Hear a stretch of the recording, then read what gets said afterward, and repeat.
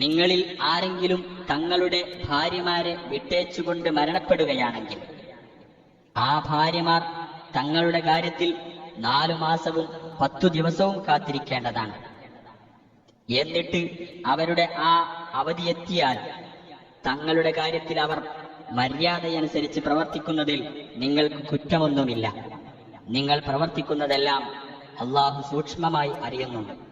ഇദ്ദയുടെ ഘട്ടത്തിൽ ആ സ്ത്രീകളുമായുള്ള വിവാഹാലോചന നിങ്ങൾ വ്യംഗ്യമായി സൂചിപ്പിക്കുകയോ മനസ്സിൽ സൂക്ഷിക്കുകയോ ചെയ്യുന്നതിൽ നിങ്ങൾക്ക് കുറ്റമില്ല.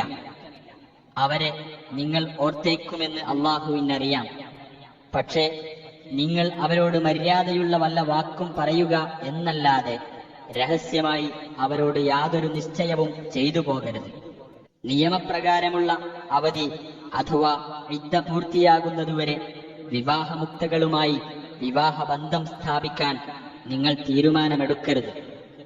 നിങ്ങളുടെ മനസ്സുകളിലുള്ളത് അള്ളാഹു അറിയുന്നുണ്ടെന്ന് നിങ്ങൾ മനസ്സിലാക്കുകയും അവനെ നിങ്ങൾ ഭയപ്പെടുകയും ചെയ്യുക. അള്ളാഹു ഏറെ പൊറുക്കുന്നവനും സഹനശീലനുമാണെന്നും നിങ്ങൾ മനസ്സിലാക്കുക. നിങ്ങൾ ഭാര്യമാരെ സ്പർശിക്കുകയോ അവരുടെ വിവാഹമൂല്യം നിശ്ചയിക്കുകയോ ചെയ്യുന്നതിന് മുമ്പായി നിങ്ങൾ അവരുമായുള്ള ബന്ധം വേർപ്പെടുത്തിയാൽ മഹർ നൽകാത്തതിന്റെ പേരിൽ നിങ്ങൾക്ക് കുറ്റമില്ല. എന്നാൽ അവർക്ക് നിങ്ങൾ മര്യാദയനുസരിച്ച് ജീവിത വിഭവമായി എന്തെങ്കിലും നൽകേണ്ടതാണ്. കഴിവുള്ളവൻ തന്റെ കഴിവനുസരിച്ചും ഞെരുക്കമുള്ളവൻ തന്റെ സ്ഥിതിക്കനുസരിച്ചും. സദ്വൃത്തരായ ആളുകൾക്ക് ഇതൊരു ബാധ്യതയത്രേ. ഇനി നിങ്ങൾ അവരെ സ്പർശിക്കുന്നതിന് മുമ്പ് തന്നെ വിവാഹബന്ധം വേർപ്പെടുത്തുകയും അവരുടെ വിവാഹമൂല്യം നിങ്ങൾ നിശ്ചയിച്ചു കഴിഞ്ഞിരിക്കുകയും ആണെങ്കിൽ നിങ്ങൾ നിശ്ചയിച്ചതിന്റെ പകുതി നിങ്ങൾ നൽകേണ്ടതാണ്. ആ ഭാര്യമാർ വിട്ടുവീഴ്ച ചെയ്യുന്നുവെങ്കിലല്ലാതെ, അല്ലെങ്കിൽ വിവാഹ കരാർ കൈവശം വെച്ചിരിക്കുന്നവൻ അഥവാ ഭർത്താവ് മഹർ പൂർണ്ണമായി നൽകിക്കൊണ്ട് വിട്ടുവീഴ്ച ചെയ്യുന്നുവെങ്കിലല്ലാതെ. എന്നാൽ ഭർത്താക്കന്മാരെ, നിങ്ങൾ വിട്ടുവീഴ്ച ചെയ്യുന്നതാണ് ധർമ്മനിഷ്ഠയ്ക്ക് കൂടുതൽ യോജിച്ചത്. നിങ്ങൾ അന്യോന്യം ഔദാര്യം കാണിക്കാൻ മറക്കരുത്. തീർച്ചയായും നിങ്ങൾ പ്രവർത്തിക്കുന്നതെല്ലാം അള്ളാഹു കണ്ടറിയുന്നവനാകുന്നു.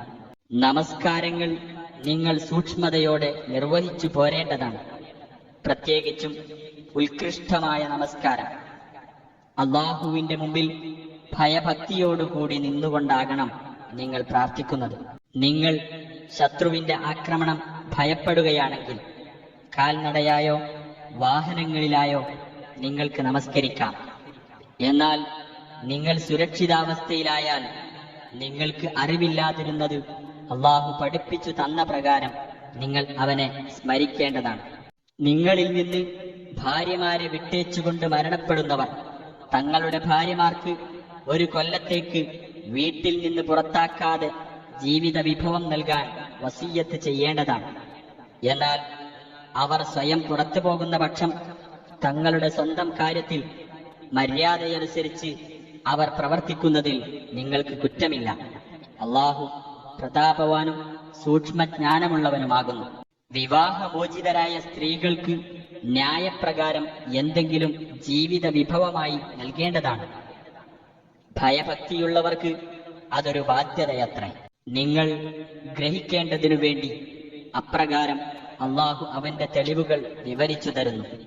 ആയിരക്കണക്കിന് ആളുകളുണ്ടായിട്ടും മരണഭയം കൊണ്ട് സ്വന്തം വീട് വിട്ടിറങ്ങിപ്പോയ ഒരു ജനതയെപ്പറ്റി നീ അറിഞ്ഞില്ലേ? അപ്പോൾ അള്ളാഹു അവരോട് പറഞ്ഞു, നിങ്ങൾ മരിച്ചുകൊള്ളുക. പിന്നീട് അള്ളാഹു അവർക്ക് ജീവൻ നൽകി. തീർച്ചയായും അള്ളാഹു മനുഷ്യരോട് ഔദാര്യം കാണിക്കുന്നവനാകുന്നു. പക്ഷേ മനുഷ്യരിൽ അധിക പേരും നന്ദി കാണിക്കുന്നില്ല. അള്ളാഹുവിന്റെ മാർഗത്തിൽ നിങ്ങൾ യുദ്ധം ചെയ്യുക. അള്ളാഹു എല്ലാം കേൾക്കുന്നവനും അറിയുന്നവനുമാണെന്ന് മനസ്സിലാക്കുകയും ചെയ്യുക. അള്ളാഹുവിന് ഉത്തമമായ കടം നൽകുവാൻ ആരുണ്ട്? എങ്കിൽ അള്ളാഹു അതവന് അനേകം ഇരട്ടികളായി വർദ്ധിപ്പിച്ചു കൊടുക്കുന്നതാണ്. ധനം പിടിച്ചുവെക്കുന്നതും വിട്ടുകൊടുക്കുന്നതും അള്ളാഹുവാകുന്നു. അവങ്കലേക്ക് തന്നെയാകുന്നു നിങ്ങൾ മടക്കപ്പെടുന്നതും. മൂസായുടെ ശേഷം ഉണ്ടായിരുന്ന ചില ഇസ്രായേലി പ്രമുഖർ തങ്ങളുടെ പ്രവാചകനോട്, ഞങ്ങൾക്കൊരു രാജാവിനെ നിയോഗിച്ചു തരൂ, അദ്ദേഹത്തിന്റെ നേതൃത്വത്തിൽ ഞങ്ങൾ അള്ളാഹുവിന്റെ മാർഗത്തിൽ യുദ്ധം ചെയ്തു കൊള്ളാം എന്ന് പറഞ്ഞ സന്ദർഭം നീ അറിഞ്ഞില്ലേ? ആ പ്രവാചകൻ ചോദിച്ചു, നിങ്ങൾക്ക് യുദ്ധത്തിന് കൽപ്പന കിട്ടിയാൽ നിങ്ങൾ യുദ്ധം ചെയ്യാതിരുന്നേക്കുമോ? അവർ പറഞ്ഞു, ഞങ്ങളുടെ താമസ സ്ഥലങ്ങളിൽ നിന്നും സന്തതികൾക്കിടയിൽ നിന്നും ഞങ്ങൾ പുറം തള്ളപ്പെട്ട സ്ഥിതിക്ക് ഞങ്ങൾക്കെങ്ങനെ അള്ളാഹുവിന്റെ മാർഗത്തിൽ യുദ്ധം ചെയ്യാതിരിക്കാൻ കഴിയും? എന്നാൽ അവർക്ക് യുദ്ധത്തിന് കൽപ്പന നൽകപ്പെട്ടപ്പോഴാകട്ടെ അല്പം പേരൊഴിച്ച് എല്ലാവരും പിന്മാറുകയാണുണ്ടായത്. അള്ളാഹു അക്രമകാരികളെപ്പറ്റി നല്ലവണ്ണം അറിയുന്നവനാകുന്നു. അവരോട് അവരുടെ പ്രവാചകൻ പറഞ്ഞു, അള്ളാഹു നിങ്ങൾക്ക് ത്വാലൂത്തിനെ രാജാവായി നിയോഗിച്ചു തന്നിരിക്കുന്നു. അവർ പറഞ്ഞു, അയാൾക്കെങ്ങനെ ഞങ്ങളുടെ രാജാവാകാൻ പറ്റും? രാജാധികാരത്തിന് അയാളെക്കാൾ കൂടുതൽ അർഹതയുള്ളത് ഞങ്ങൾക്കാണല്ലോ. അയാൾ സാമ്പത്തിക സമൃദ്ധി ലഭിച്ച ആളുമല്ലല്ലോ. ആ പ്രവാചകൻ പറഞ്ഞു, അള്ളാഹു അദ്ദേഹത്തെ നിങ്ങളെക്കാൾ ഉത്കൃഷ്ടനായി തെരഞ്ഞെടുത്തിരിക്കുന്നു. കൂടുതൽ വിപുലമായ ജ്ഞാനവും ശരീരശക്തിയും നൽകുകയും ചെയ്തിരിക്കുന്നു. അള്ളാഹു അവന്റെ വകയായുള്ള ആധിപത്യം അവൻ ഉദ്ദേശിക്കുന്നവർക്ക് കൊടുക്കുന്നു. അള്ളാഹു വിപുലമായ കഴിവുള്ളവനും എല്ലാം അറിയുന്നവനുമാകുന്നു. അവരോട് അവരുടെ പ്രവാചകൻ പറഞ്ഞു, ത്വാലൂത്തിന്റെ രാജാധികാരത്തിനുള്ള തെളിവ് ആ പെട്ടി നിങ്ങളുടെ അടുത്ത് വന്നെത്തുക എന്നതാണ്. അതിൽ നിങ്ങളുടെ രക്ഷിതാവിങ്കൽ നിന്നുള്ള മനഃശാന്തിയും മൂസായുടെയും ഹാറൂന്റെയും കുടുംബങ്ങൾ വിട്ടേച്ചു പോയ അവശിഷ്ടങ്ങളുമുണ്ട്. മലക്കുകൾ അത് വഹിച്ചു കൊണ്ടുവരുന്നതാണ്. നിങ്ങൾ വിശ്വാസികളാണെങ്കിൽ നിസ്സംശയം നിങ്ങൾക്കതിൽ മഹത്തായ ദൃഷ്ടാന്തമുണ്ട്. അങ്ങനെ സൈന്യവുമായി പുറപ്പെട്ടപ്പോൾ ത്വാലൂത്ത് പറഞ്ഞു, അള്ളാഹു ഒരു നദി മുഖേന നിങ്ങളെ പരീക്ഷിക്കുന്നതാണ്. അപ്പോൾ ആർ അതിൽ നിന്ന് കുടിച്ചുവോ അവൻ എന്റെ കൂട്ടത്തിൽപ്പെട്ടവനല്ല. ആരത് രുചിച്ചു നോക്കാതിരുന്നുവോ അവൻ എന്റെ കൂട്ടത്തിൽപ്പെട്ടവനാകുന്നു. എന്നാൽ തന്റെ കൈകൊണ്ട് ഒരിക്കൽ മാത്രം കോരിയവൻ ഇതിൽ നിന്ന് ഒഴിവാണ്. അവരിൽ നിന്ന് ചുരുക്കം പേരൊഴികെ അതിൽ നിന്ന് കുടിച്ചു. അങ്ങനെ അദ്ദേഹവും കൂടെയുള്ള വിശ്വാസികളും ആ നദി കടന്നു കഴിഞ്ഞപ്പോൾ അവർ പറഞ്ഞു, ജാലൂത്ത് അഥവാ ഗോലിയത്തിനെയും അവന്റെ സൈന്യങ്ങളെയും നേരിടാൻ മാത്രമുള്ള കഴിവ് ഇന്ന് നമുക്കില്ല. തങ്ങൾ അള്ളാഹുവുമായി കണ്ടുമുട്ടേണ്ടവരാണ് എന്ന വിചാരമുള്ളവർ പറഞ്ഞു, എത്രയെത്ര ചെറിയ സംഘങ്ങളാണ് അള്ളാഹുവിന്റെ അനുമതിയോടെ വലിയ സംഘങ്ങളെ കീഴ്പ്പെടുത്തിയിട്ടുള്ളത്. അള്ളാഹു ക്ഷമിക്കുന്നവരുടെ കൂടെയാകും. അങ്ങനെ അവർ ജാലൂത്തിനും സൈന്യങ്ങൾക്കുമെതിരെ പോരിനിറങ്ങിയപ്പോൾ അവർ പ്രാർത്ഥിച്ചു, ഞങ്ങളുടെ നാഥ, ഞങ്ങളുടെ മേൽ നീ ക്ഷമ ചൊരിഞ്ഞു തരികയും ഞങ്ങളുടെ പാദങ്ങളെ നീ ഉറപ്പിച്ചു നിർത്തുകയും സത്യനിഷേധികളായ ജനങ്ങൾക്കെതിരിൽ ഞങ്ങളെ നീ സഹായിക്കുകയും ചെയ്യണമേ. അങ്ങനെ അള്ളാഹുവിന്റെ അനുമതി പ്രകാരം ആ ശത്രുക്കളെ അവർ പരാജയപ്പെടുത്തി. ദാവൂദ് ജാലൂത്തിനെ കൊലപ്പെടുത്തി. അദ്ദേഹത്തിന് അള്ളാഹു ആധിപത്യവും ജ്ഞാനവും നൽകുകയും താൻ ഉദ്ദേശിക്കുന്ന പലതും പഠിപ്പിക്കുകയും ചെയ്തു. മനുഷ്യരിൽ ചിലരെ മറ്റു ചിലർ മുഖേന അള്ളാഹു തടുക്കുന്നില്ലായിരുന്നുവെങ്കിൽ ഭൂലോകം കുഴപ്പത്തിലാകുമായിരുന്നു. പക്ഷേ അള്ളാഹു ലോകരോട് വളരെ ഉദാരനത്രേ. അള്ളാഹുവിന്റെ ദൃഷ്ടാന്തങ്ങളാകുന്നു അവയൊക്കെ. സത്യപ്രകാരം നിനക്ക് നാം അവ ഓതി കേൾപ്പിച്ചു തരുന്നു. തീർച്ചയായും നീ നമ്മുടെ ദൗത്യവുമായി നിയോഗിക്കപ്പെട്ടവരിൽ ഒരാളാകുന്നു. ആ ദൂതന്മാരിൽ ചിലർക്ക് നാം മറ്റു ചിലരെക്കാൾ ശ്രേഷ്ഠത നൽകിയിരിക്കുന്നു. അള്ളാഹു നേരിൽ സംസാരിച്ചിട്ടുള്ളവർ അവരിലുണ്ട്. അവരിൽ ചിലരെ അവൻ പല പദവികളിലേക്ക് ഉയർത്തിയിട്ടുമുണ്ട്. മറിയമിന്റെ മകൻ ഈസാക്ക് നാം വ്യക്തമായ ദൃഷ്ടാന്തങ്ങൾ നൽകുകയും പരിശുദ്ധാത്മാവ് മുഖേന അദ്ദേഹത്തിന് നാം പിൻബലം നൽകുകയും ചെയ്തിട്ടുണ്ട്. അള്ളാഹു ഉദ്ദേശിച്ചിരുന്നുവെങ്കിൽ ആ ദൂതന്മാരുടെ പിൻഗാമികൾ വ്യക്തമായ തെളിവ് വന്നുകിട്ടിയതിനു ശേഷവും അന്യോന്യം പോരടിക്കുമായിരുന്നില്ല. എന്നാൽ അവർ ഭിന്നിച്ചു. അങ്ങനെ അവരിൽ വിശ്വസിച്ചവരും നിഷേധിച്ചവരുമുണ്ടായി. അള്ളാഹു ഉദ്ദേശിച്ചിരുന്നുവെങ്കിൽ അവർ പോരടിക്കുമായിരുന്നില്ല. പക്ഷേ അള്ളാഹു താൻ ഉദ്ദേശിക്കുന്നത് ചെയ്യുന്നു. സത്യവിശ്വാസികളെ, ക്രയവിക്രയമോ സ്നേഹബന്ധമോ ശുപാർശയോ നടക്കാത്ത ഒരു ദിവസം വന്നെത്തുന്നതിന് മുമ്പായി നിങ്ങൾക്ക് നാം നൽകിയിട്ടുള്ളതിൽ നിന്ന് നിങ്ങൾ ചെലവഴിക്കുവിൻ. സത്യനിഷേധികൾ തന്നെയാകുന്നു അക്രമികൾ. അള്ളാഹു, അവനല്ലാതെ ദൈവമില്ല, എന്നെന്നും ജീവിച്ചിരിക്കുന്നവൻ, എല്ലാം നിയന്ത്രിക്കുന്നവൻ. മയക്കമോ ഉറക്കമോ അവനെ ബാധിക്കുകയില്ല. അവന്റേതാണ് ആകാശഭൂമികളിലുള്ളതെല്ലാം. അവന്റെ അനുവാദപ്രകാരമല്ലാതെ അവന്റെ അടുക്കൽ ശുപാർശ നടത്താൻ ആരുണ്ട്? അവരുടെ മുമ്പിലുള്ളതും അവർക്ക് പിന്നിലുള്ളതും അവൻ അറിയുന്നു. അവന്റെ അറിവിൽ നിന്ന് അവൻ ഇച്ഛിക്കുന്നതല്ലാതെ മറ്റൊന്നും അവർക്ക് സൂക്ഷ്മമായി അറിയാൻ കഴിയില്ല. അവന്റെ അധികാരപീഠം ആകാശഭൂമികളെ മുഴുവൻ ഉൾക്കൊള്ളുന്നതാകുന്നു. അവയുടെ സംരക്ഷണം അവന് ഒട്ടും ഭാരമുള്ളതല്ല. അവൻ ഉന്നതനും മഹാനുമത്രേ. മതത്തിന്റെ കാര്യത്തിൽ ബലപ്രയോഗമേ ഇല്ല. സന്മാർഗം ദുർമാർഗത്തിൽ നിന്ന് വ്യക്തമായി വേർതിരിഞ്ഞു കഴിഞ്ഞിരിക്കുന്നു. ആകയാൽ ഏതൊരാൾ ദുർമൂർത്തികളെ അവിശ്വസിക്കുകയും അള്ളാഹുവിൽ വിശ്വസിക്കുകയും ചെയ്യുന്നുവോ അവൻ പിടിച്ചിട്ടുള്ളത് ബലമുള്ള ഒരു കയറിലാകുന്നു.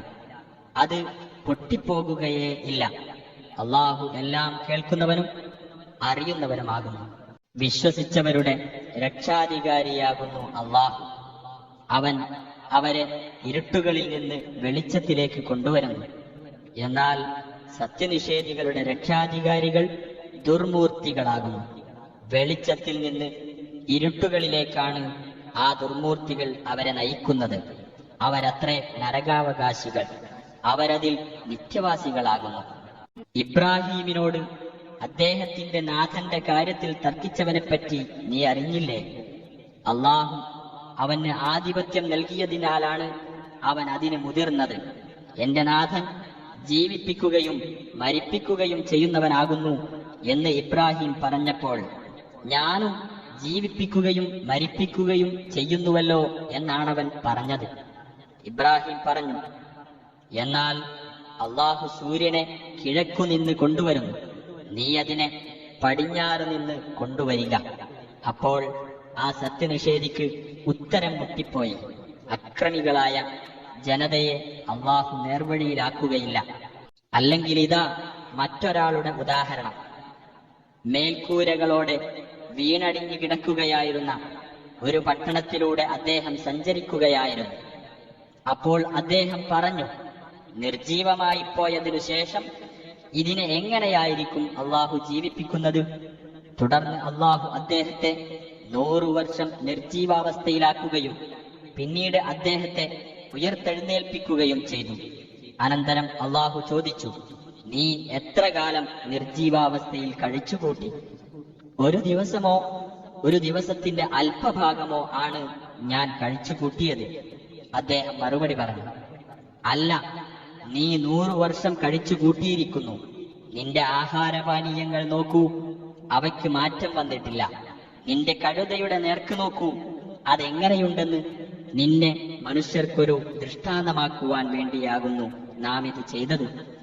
ആ എല്ലുകൾ നാം എങ്ങനെ കൂട്ടിയിണക്കുകയും എന്നിട്ടവയെ മാംസത്തിൽ പൊതിയുകയും ചെയ്യുന്നുവെന്നും നീ നോക്കുക എന്ന് അള്ളാഹു പറഞ്ഞു. അങ്ങനെ അദ്ദേഹത്തിന് കാര്യം വ്യക്തമായപ്പോൾ അദ്ദേഹം പറഞ്ഞു, തീർച്ചയായും അള്ളാഹു എല്ലാ കാര്യങ്ങൾക്കും കഴിവുള്ളവനാണ് എന്ന് ഞാൻ മനസ്സിലാക്കും. എന്റെ നാഥ, മരണപ്പെട്ടവരെ നീ എങ്ങനെ ജീവിപ്പിക്കുന്നുവെന്ന് എനിക്ക് നീ കാണിച്ചു തരണമേ എന്ന് ഇബ്രാഹിം പറഞ്ഞ സന്ദർഭവും ശ്രദ്ധേയമാകുന്നു. അള്ളാഹു ചോദിച്ചു, നീ വിശ്വസിച്ചിട്ടില്ലേ? ഇബ്രാഹിം പറഞ്ഞു, അതെ, പക്ഷേ എന്റെ മനസ്സിന് സമാധാനം ലഭിക്കാൻ വേണ്ടിയാകുന്നു. അള്ളാഹു പറഞ്ഞു, എന്നാൽ നീ 4 പക്ഷികളെ പിടിക്കുകയും അവയെ നിന്നിലേക്ക് അടുപ്പിക്കുകയും അവയെ കഷ്ണിച്ചിട്ട് അവയുടെ ഓരോ അംശം ഓരോ മലയിലും വെക്കുകയും ചെയ്യുക. എന്നിട്ടവയെ നീ വിളിക്കുക, അവ നിന്റെ അടുക്കൽ ഓടി വരുന്നതാണ്. അള്ളാഹു പ്രതാപവാനും യുക്തിമാനുമാണ് എന്ന് നീ മനസ്സിലാക്കുകയും ചെയ്യുക. അള്ളാഹുവിന്റെ മാർഗത്തിൽ തങ്ങളുടെ ധനം ചെലവഴിക്കുന്നവരെ ഉപമിക്കാവുന്നത് ഒരു ധാന്യമണിയോടാകുന്നു. അത് 7 കതിരുകൾ ഉൽപ്പാദിപ്പിച്ചു. ഓരോ കതിരിലും 100 ധാന്യമണിയും. അള്ളാഹു താൻ ഉദ്ദേശിക്കുന്നവർക്ക് ഇരട്ടിയായി നൽകുന്നു. അള്ളാഹു വിപുലമായ കഴിവുകളുള്ളവനും എല്ലാം അറിയുന്നവനുമാണ്.